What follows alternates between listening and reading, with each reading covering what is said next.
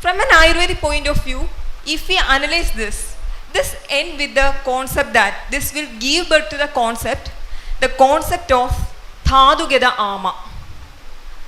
As we all know, as Acharya has clearly said in our Samhitas, Yoga Sarveyabi Mandeyakno. And coming to the case of Pajagapitta, it has been said that Tekta Dravatvam. So whenever the person takes some of the Nidana, which has got some Agni Mandikara Swabhava, usually, very naturally, the Dravatva Bhava of the Pajaga Agni will increase, and this will lead to the deranged metabolic products.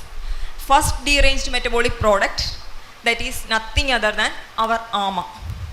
And as Rajmohan sir has already said, first this will accumulate in the Koshta, leading to many symptoms like Belaframsha, Gaurava, etc. And slowly it will move towards the channels, leading to first the obstruction of the pore of the channels. Srodo Mukha, as Acharya has explained, Srodo Mukha Pithana, Pithaya cha Srodamsi. That is, in unlacing it or seeing it in a modern view, we can clearly say that the cellular pores get obstructed. So the transport of nutrients to inside the cell and outside, the waste products outside the cell all get hampered. Slowly, if the patient again Nidana Seva has occurred, and if no treatment has been conducted, then again an extensive Srodo Dushti will happen throughout the channels. And if all the channels will block, what will happen? We know in a normal individual, what is the Gedi of Vayu? Vayu is having an Avyahara Gedi. Whenever Vayu is having an Avyahara Gedi, the person will be Swastha. But now what has happened? In the case of the obstruction of the channel by means of this product of incomplete metabolism or Ama, the Avarana, the concept of Avarana emerges. The Avyahara Gedi became turned to a Vyahara Gedi. So this fate of Ama can be explained in three ways, or this Ama's fate can be expressed in three ways. The first way is, if the Ama's quantity is very much less, if the Vada can overpower its quantity, then what will happen? Normally, this Vada will move along with that. But what has happened to this Vada? Some of the Vadas, as Rajmohan sir already said in Guna Shariram, some of the Vadas Guna has been hampered. Some of the Vadas Guna has been remodified with Ama's Guna, giving rise to the manifestation of Samavada. As Acharya beautifully explained, Samavada's Lakshana first as Agnisada, Andhra Kujana, etc. Then it has gone to Shakha, leading to Vedana Shodanistoder, Kramasho Angani Pidayet, Vijaret Yugabachabi, Grihnadi Kubido Prisham. Slowly, it will go to Trigasandhi Praveshagam, and finally, if the person again he is exposed to the such nidanas like Virita Hara Cheshtasya, Mandakni Nischalasya, he will be prone to get the disease localized in joints like a spectrum of Amavada type pathologies. And coming to the second phase of Ama, if the Ama's quantity is very much more, the Vada can't go any further. So what will happen? It will move in the reverse direction. This movement of Vada in the reverse direction we can find in many of the diseases like Abadandraga, Kasa, etc. As Acharya says, Atha Pradihado Vayu Vrajan Urthvam Hridasraya. Here also, the disease are characterized by frequent Vegas. Abadandraga is a disease characterized by frequent Vegas, and here we can clearly see the Vegas or exacerbation of Vegas occurs whenever there is a Kala, Prakriti, Dushya, Egada or Tulyada occurs. This will happen. And coming to the next fate of Ama, if the Srodasi is very greatly obstructed with Ama, The third fate of Vayu is settled there itself, leading to some pathologies like Urustamba. As Acharya says, Sasleshvama Meda Pavanaha. So, what is this Thadugeda Amavastha? Many a time we are unnoticing this hidden ama which is residing inside our body very silently. It is just like a tortoise. As Acharya Vagpada has clearly said in Sutrasthana, Bhutva Hedu Pradikshina Tatrastasya Vilamberen. It is waiting to get suitable nidana, suitable Kala Prakriti Dushyavastha for the exacerbation that we have already seen in many of the pathological conditions. Same is the case with Vishamajara. The concept of Thadugeda Ama is most beautifully explained by Acharya in the case of Vishamajara. As Acharya says, it is Sukshma Sukshmadaraseshu Dura Duratareshu ja. As Acharya says in the case of Sandada Jara, it is by Rasageda Amadushti. And Rasavahi Srodas is very much near to that of Koshta. Asana Vivradasya is there. So there will be Sandada Jara. But what's the case of Dura Tareshu, Majja and Astivaha Srodas? It will manifest only within 1 day or within a gap of 2 days. It is just like Acharya Charaka has clearly explained, it is just like a bija which sprout from the soil whenever a suitable or favorable conditions originate. As Acharya told in the case of all Vishamajuras, Kala Dosha Prakriti Dosha Tulyo Hi Sandadam. Only when these all factors get having a tulyada, then only this disease manifestation will occur. Even though Acharya has stopped by explaining this in Jwara very clearly, it should be followed in each and all diseases that we are seeing nowadays, including cancer, to respiratory tract infection, to frequent UTIs, frequent attack of exacerbation in Gambhira Vadarektavastha, all. Coming to this Lakshanas, Acharya has clearly explained Karsha Vaivarnya Jadida, that is very much weakness, loss of functional capacity, along with the Vegandara Lakshanas like Thadun Vikshobhayan. It will lead to many of the Lakshanas when this during the exacerbation period, when the dosha's attachment from the Thadu just subsides. And coming to the frequent attack of asthma, we all know it is nothing other than Pradilomium Siragachan. It is a reverse gati of Vayu is taking place whenever there is Kala, Dushya, Dosha, Prakriti, Tulyada. This is also an example of Thadugeda Amavastha. And coming to Kushta, we all know psoriasis nowadays has becoming a very great social stigma. Even if we are doing a multiple Shodhana therapies, very much in very little time, it is again and again recurring. Because of the only due to the karana of this strong Thadugeda Lina Amavastha, Acharya has explained Pakshat Vamanam and Masat Virejanam in this Kushta. Coming to Vadarekta, every time when the patient will get an exacerbation in ward, we will attribute to its disease characters. Bhutva Pranashandi, Muhuravir Bhavandi.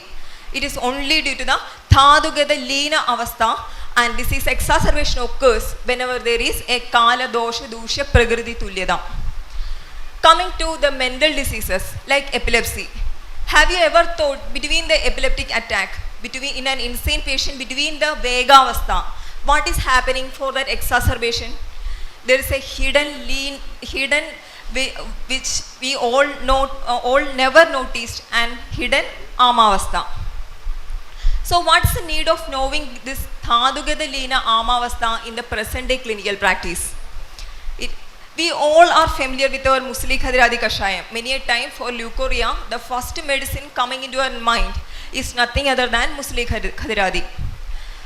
But many of us have noticed that this Musli Khadiradi may not respond to all of the leukorrhea condition. If the leukorrhea is presenting with some of the pus cells, some of Durgandha, Pichila nature, etc., Musli Khadiradi may not work.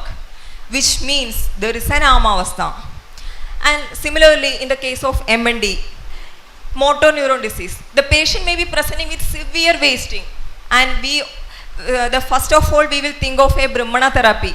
But why the Abhinga and all other Brahmana procedures making the disease much more exacerbated than the usual? It will first respond to only Rukshana procedures. This also denotes a strong Thadugeda Lina Amavastha.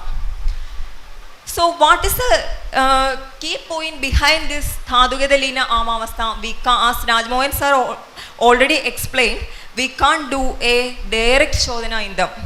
We can't go for a direct Brahmana in them. The first we have to do is nothing other than opening this hidden Lina Amavastha inside the Thadus to an Utklesha Avastha.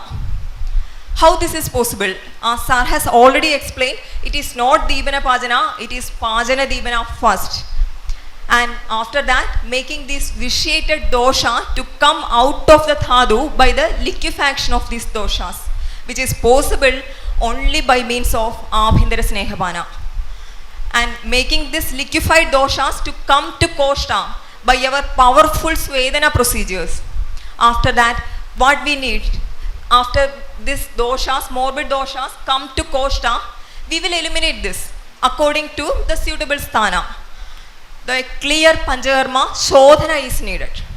After the Shodhana, the Thadus and channels, Srotas, if it is completely devoid of the Amavastha, what we now need is to make the Thadu more Shasta or make an excellent Thadu. Whenever the Thadu became excellent, then the Ama can't again reside in them. So here, I think the Lakshanas of Thadugeda Amavastha and treatment of Amavastha, Thadugeda Ama, will be dealt in the succeeding section. So I am very much grateful to each one of you to give me a chance to let me share some of my little ideas of giving an introduction to this Thadugeda Ama. A great thank you to all. From this college and from other colleges. This is the first session of this conclave. The concept of the concept of Ama, an introduction to the concept of Ama and Srotas. And there were 2-3 very important and important presentations here. One by Dr. Jikku Elias, from a PG scholar from this college, and one doctor from Panchakarma department from Kottakkal Ayurveda College, and the third one from Kottakkal Ayurveda College, final year student. In Ayurveda, I would like to say only a few words, and we have a little time. There are so many concepts in Ayurveda. One important concept is Ama among these. It is from first year onwards we are thinking, the students were thinking about and discussing in the classrooms also about Ama. What is Ama? In this program will become very useful to you to make a concrete idea about Ama. I think like that, I hope like that. And in my opinion, this is my simple suggestion, in all the presentations, including the keynote address also, they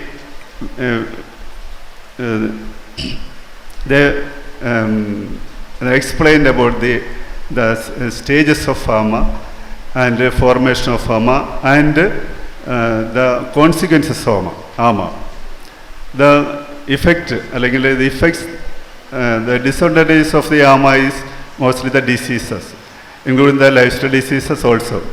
In Jikku, in his presentations, he pointed about that most of the lifestyle diseases are developing from the childhood itself, because due to the faulty food habits and lifestyle.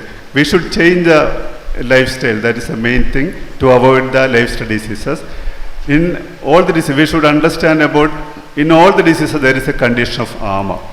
When we treat a patient, we should consider the condition, then after we make a treatment protocol. That is my simple advice. And we should try to connect the knowledge from you gain from the first year to up to the last year, and we can formulate the concept of Ama, which can useful to treat a patient, and we can make a treatment protocol. In each and every diseases, for especially in Vada, related to the Vada diseases, we are using Thailas.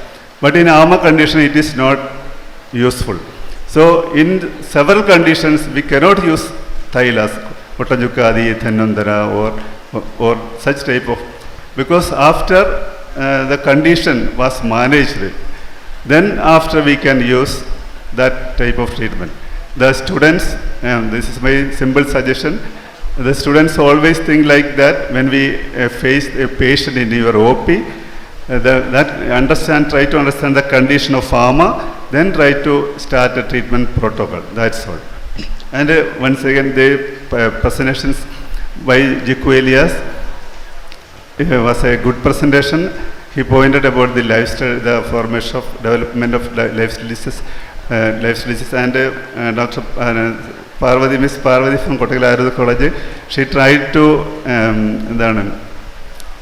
based on her presentation was based on the basic principles on the Sudarsana of Ashtanga Hridaya, and the other presentation from the Panchakarma department from BPS Ayurveda College was based on the clinical aspects of the Shodhana therapy and the condition of Snekhanam and such type of treatment clinical aspect.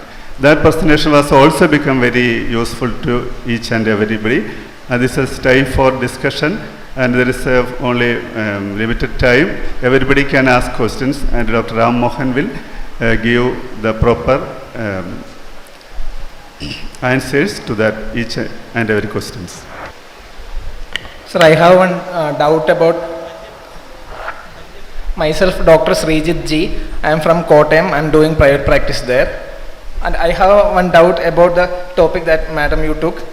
In that you told about Abhyantara Snehabana only can cure the Ama, Dhadagata Ama to Koshta.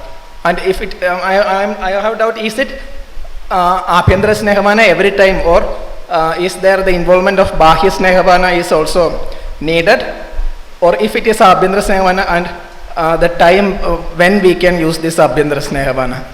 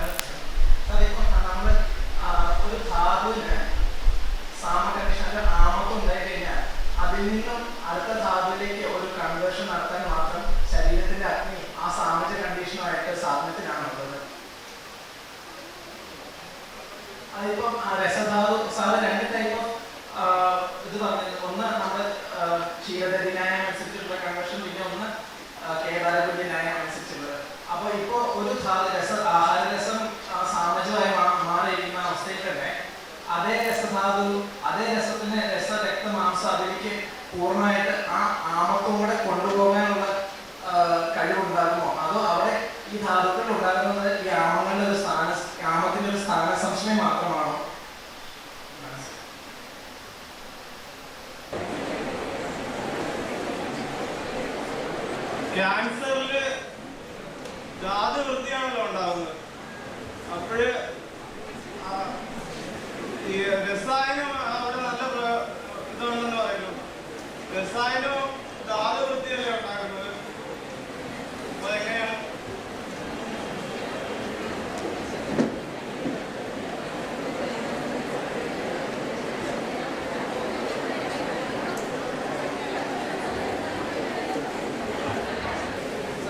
ഇപ്പോൾ വിട്ടുവിട്ടുണ്ടാകുന്ന പനികൾ അല്ലെങ്കിൽ കുട്ടികൾക്ക് തുടർച്ചയായിട്ടുണ്ടാകുന്ന tonsillitis പോലുള്ള അസുഖങ്ങൾ, sinusitis പോലുള്ള അസുഖങ്ങൾ, അതെല്ലാം ഇടയ്ക്കിടയ്ക്ക് ഇങ്ങനെ ഉണ്ടായിക്കൊണ്ടേയിരിക്കുന്നു. അപ്പോൾ അതിലെല്ലാം ഹിഡനായിട്ട് നമ്മുടെ കൂടെ തന്നെ പാരലായിട്ട് അത് ആമം സഞ്ചരിക്കുന്നുണ്ട് എന്നാണ് സാർ ഇപ്പോൾ പറഞ്ഞത്. പക്ഷെ അപ്പോൾ അത് ഏതൊക്കെ സാഹചര്യത്തിൽ മാത്രം, ചില സാഹചര്യങ്ങളിൽ മാത്രം ഈ ആമം പ്രശ്നക്കാരനാകുന്നത് എന്തുകൊണ്ടാണ്? അതായത് അങ്ങനെയാണെങ്കിൽ ആ പനി വിട്ടുമാറാതെ നിൽക്കേണ്ടതേ അല്ലേ? പക്ഷെ ഇപ്പോൾ ചില പ്രത്യേക നിദാനങ്ങളിൽ മാത്രം ഈ ആമം ശക്തി പ്രാപിക്കുന്നതിൽ ആമത്തിനേക്കാൾ ഉപരി ശരീരത്തിന്റെ ഒരു വ്യാധിക്ഷമത്വം ഫങ്ഷൻ ആയിരിക്കുന്നുണ്ടായിരിക്കും. അതിൽ എങ്ങനെയാണ് ആ ഒരു മാറ്റം ഉണ്ടാകുന്നത്?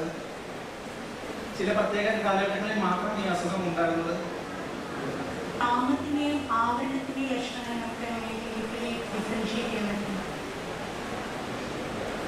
I'm very happy that there is a serious discussion and all the crowd come over here is totally concentrating in all those discussions, and congratulations to the budding Vaidyas of Ayurveda.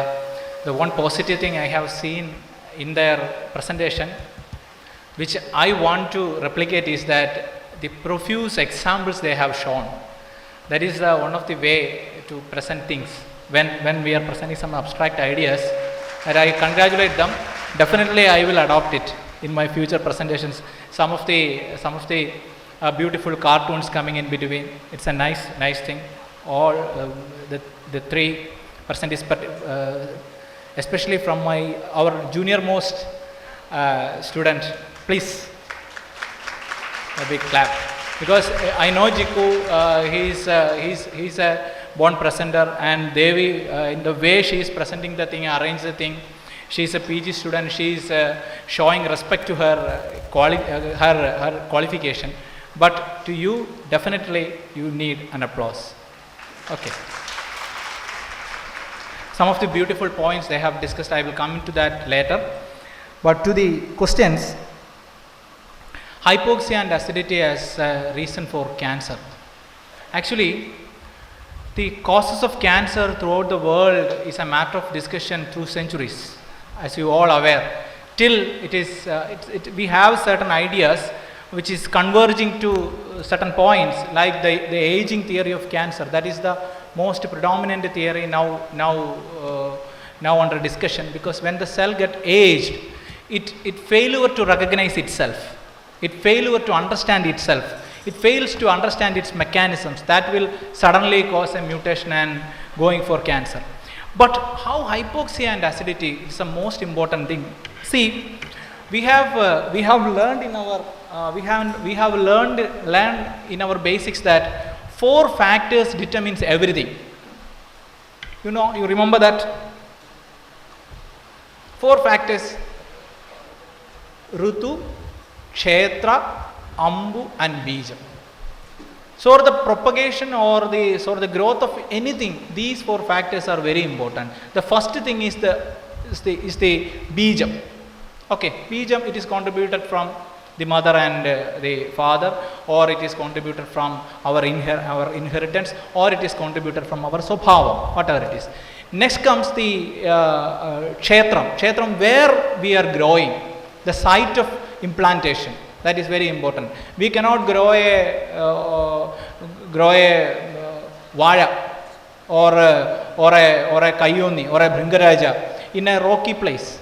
We have to give a sufficient appropriate area for its growth. Another thing is the climate, the Ritu. The Ritu is important. So the new theory, it is proposing that whenever the micro environment of the cell is altered, it causes a lot of changes inside the cell. You got it? Whenever the micro environment of the cell is changed, that micro environment is under discussion nowadays. That micro environment is the proper environment needs sufficient oxygen. The proper environment needs sufficient pH. So when there is an alteration of pH, when there is an alteration of an oxygenation conditions, the cell will go to some other adaptations that will create, particularly hypoxic conditions will create lot of free radicals due to incomplete oxidative phosphorylations in the mitochondria. Definitely that oxygen free radical will injure the DNA, and that itself is the cause of cancer. It is a proven one. This is more evident in stomach cancers, gastric carcinoma. It is more evident.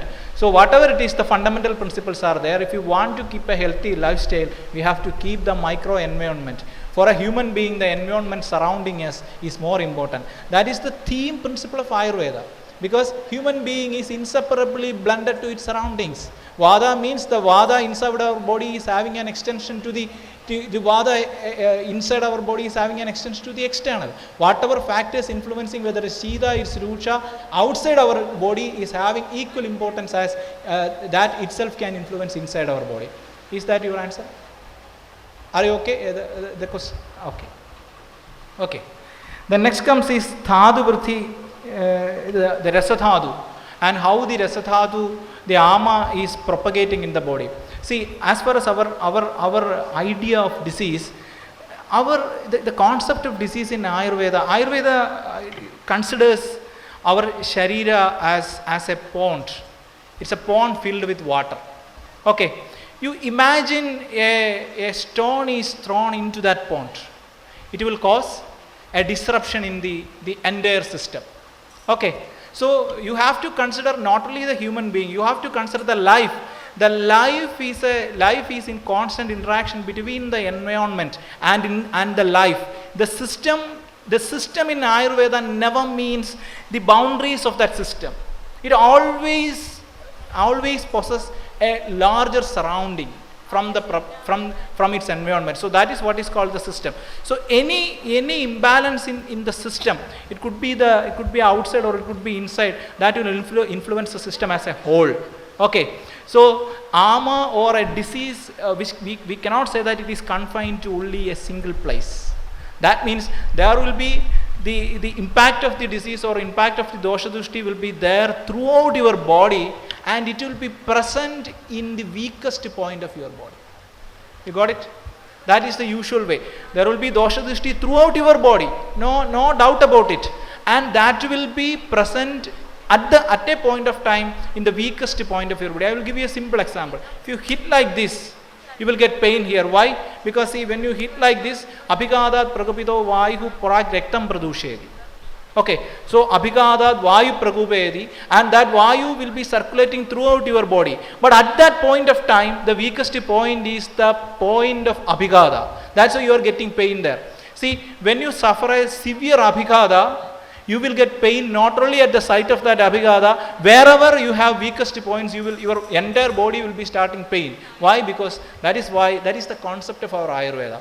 To get Apunarbhava Chikitsa is the most important thing. Why tonsillitis are getting again and again and again and again? Because we are not a Rajarha Pishak. If we are a Rajarha Pishak, our treatment should aim at complete cure of disease. Means it should not come in any way. Tonsillitis should not come as headache again. It should not come as in any other ways. Okay, that means complete cure means the dosha satmatyam prior to the area. So whenever a disease is occurring in our body, its effect will be throughout in our body, throughout, wherever our totally we are under that, we are prone to many diseases. So coming back to that is why we are giving aushadhas, shodhana chikitsa, after that rasayana chikitsa, then we'll put back the patient slowly through payadikrama, mandadikrama to the usual anna prakriya. Okay, so allowing body to heal its own, that is more important.